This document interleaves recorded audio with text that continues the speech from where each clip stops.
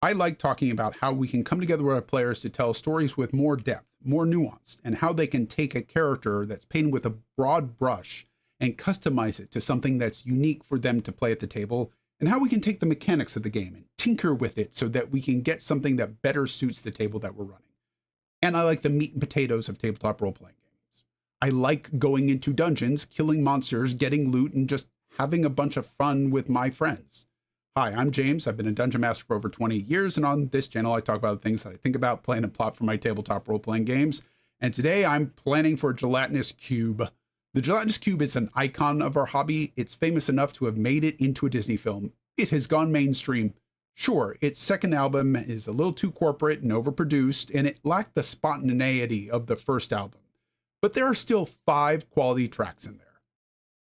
I'm not counting this as one of the 5, so I guess it's a bonus, but let's talk about the basic cube in a 10-foot hallway, or mineshaft, or well, or whatever.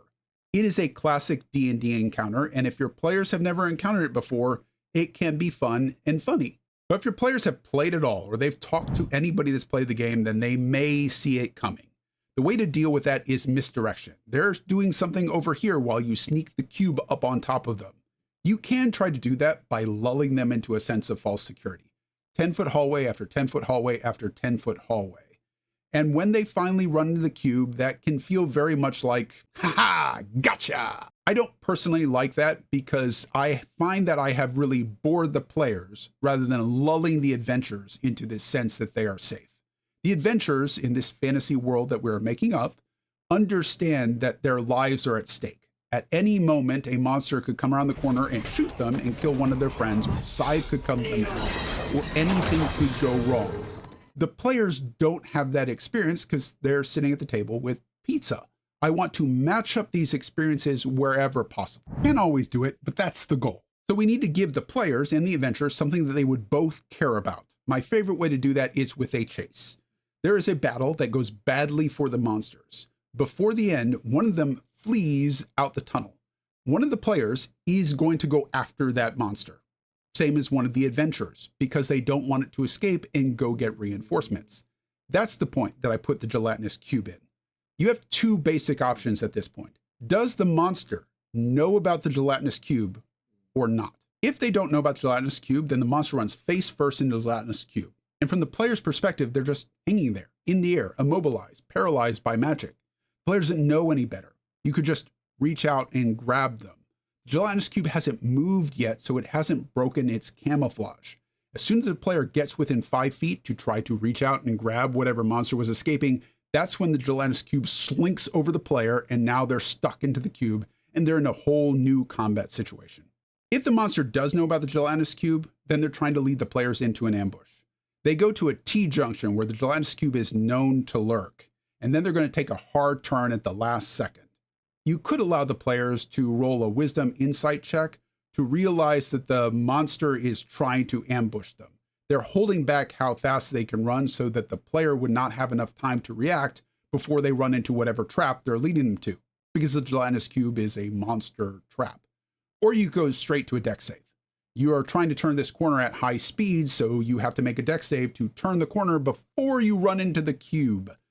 If you're being really kind to them, you could have them roll the insight check to get advantage on the dexterity save. Just keep in mind, the moment that you've asked for a roll, the players are going to know that something is up, and then they're going to start trying to figure out ways that they can get out of whatever it is that's about to be happening to them, being swallowed up by Gelatinous Cube. The players enter a room that is 30 feet by 30 feet by 30 feet, a proper cube of a room. There's a column in the center of the room that stretches from the bottom to the top, and it is 10 feet by 10 feet by 30 feet, so it causes a lot of problems with line of sight, seeing the opposite side of the room. The players don't start off at the bottom or at the top. They're in the middle. And where they are, and above their heads, there are a bunch of walkways that are 5 feet wide, stretching both the long way and across, creating this grid with 5-foot gaps, holes in the ceiling and in the floor. And in the ceiling and the floor, there are gelatinous cubes moving around that the players don't know about. Gelatinous cubes can move through the levels, climbing up and down, but because they have to squeeze through those 5 feet gaps, it is going to be difficult terrain for them and cost them double movement to do so. When a cube moves up, I would allow them to get up and not take any additional actions. But if the cube falls down, I would absolutely let that cube fall down, costing double movement, but then slink on top of a player, still inflicting their normal engulf attack. The cubes could also make shove attacks. They are, by their very nature, unarmed, so they could just make their attack and inflict a strength check for the player to not be shoved off on the grating and then be on the bottom level where presumably another cube is waiting for them. If the players do notice the cubes, they could just stand outside the room and just shoot them with arrows or firebolts or whatever they want to do to get rid of the cubes. So we need to give the players something else to go in the room for. Cubes are not the objective in the encounter, they are the obstacle in the encounter. I put a monster in the room that the players need to capture in order to proceed in the dungeon.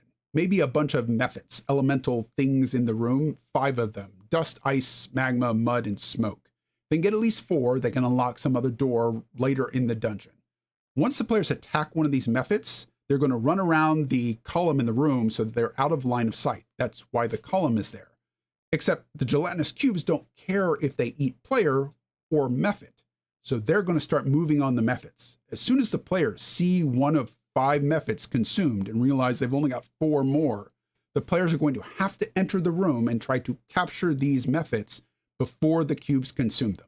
And now they're playing a fantasy version of a Rubik's Cube. One of the weaknesses of the cube is its speed. It can only move 15 feet around, but it is also super stable because it's immune to falling prone. So let's put it in a situation where that movement is no longer a problem and the falling prone thing is an advantage. The players are in a room that has a floor coated in ice when the cube slinks into view. Because it's ice, any movement that the players do, or the cube does, will be doubled in the room automatically. So if you move 15 feet, you continue to move an additional 50 feet in whatever direction you are moving. If they exceed their normal movement, typically 30 feet for a player, then they're going to have to make an acrobatics check or they fall prone because they were not moving carefully on the ice. Don't quit your day job. But the cube doesn't have that problem, so it gets double movement for free. I'd also put something else in this room so that the players have to go interact with that while the cube is dashing around. Let's say there are 2 chains on opposite sides of the room, and both chains must be pulled to open a portcullis that will allow the players to leave. Once you let go of those chains, the portcullis slams shut. So now we're going to have 2 players on opposite sides of the room, both holding chains, while a third player goes and makes their way for the door, and they're going to hold this open. Whoever is holding things is a sitting duck for the cube. How are the players going to manage to do this without getting somebody engulfed by the cube? How the players choose to solve this challenge is not your problem. As a dungeon master creating challenges in dungeons, you're just creating them, and any plausible solution should work. If you feel like Mage Hand should be able to grab and pull one of these portcullis chains, then by all means, let them do that. I would not let the Mage Hand be the thing that lifts up the portcullis. It's too heavy. But if they want to shove some sort of a barrel or something under there, then by all means, let them do that. Any plausible solution should be allowed to work when you're creating one of these kinds of challenges. Anyone that is engulfed by the cube is restrained, cannot breathe, and is going to take automatic acid damage. They can avoid the engulf by making a dexterity save, or they can break out of the cube with a strength check. Let's try using these mechanics of the cube as a possible solution to a problem rather than as the problem itself. You want to end up like that guy? We'll only be inside for a few seconds. Do not railroad your players into this being the solution. That is the cardinal sin of dungeon mastering or game mastering or whatever you like. It can be a solution to the problem. It can be the easiest solution to the problem. It cannot be the solution to the problem. Whatever you do to design this encounter, do not make it so difficult that they cannot solve it any other way than the way that you have designed. If you end up with a total party kill at the end of it, the players are not going to compliment you on your ingenious encounter design.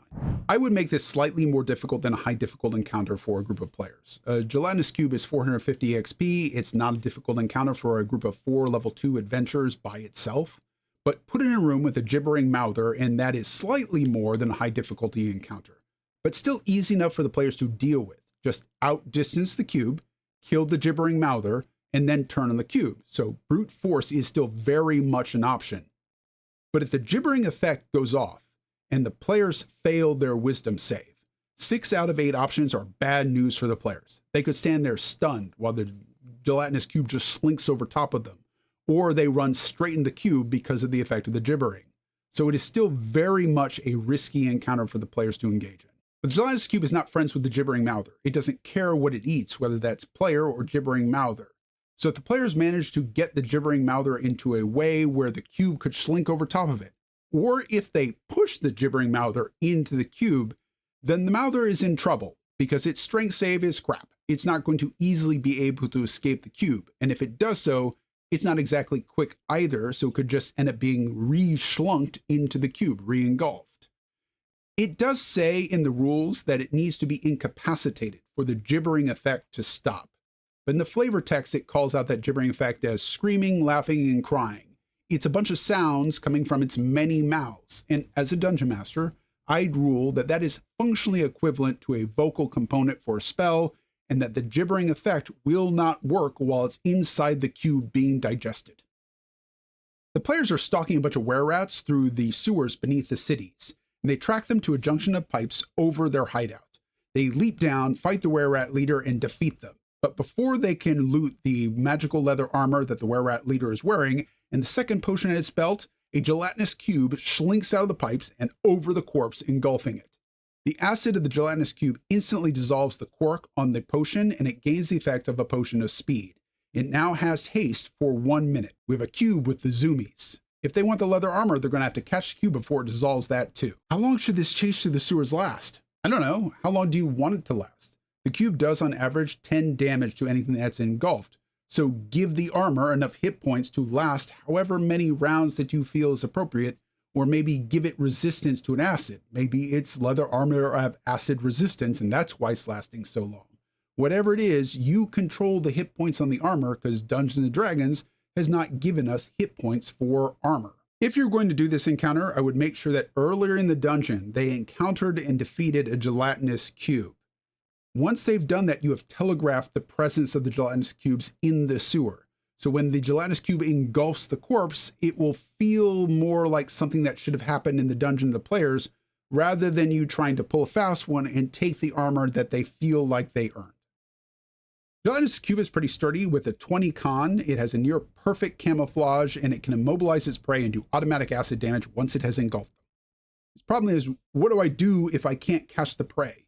I can't engulf them if they see me or if they've managed to get away. There's no way I'm catching them with a 15 speed. But a Psychic Grey Ooze has a ranged attack. Yes, it's weaker than the Gelatinous Cube with the 37 hit points, but it is immune to acid damage. And it gets its Psychic Crush off as long as it has line of sight. And the Gelatinous Cube is transparent. It would block line of effect, not line of sight.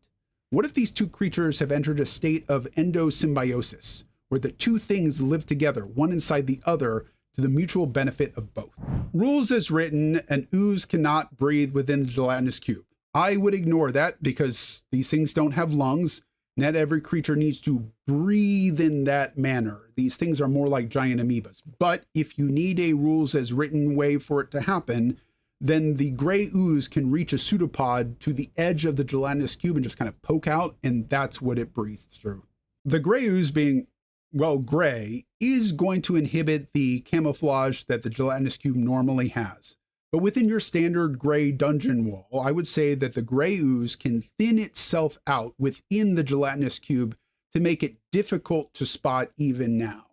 I would allow the players to make a 15 wisdom perception check to try to notice it, regardless of whether the cube is moving or not, to reference the fact that yes, it is still hard to do this, but less difficult than it was when the gelatinous cube was alone. If you wanted to, you could go full mitochondrial on this thing.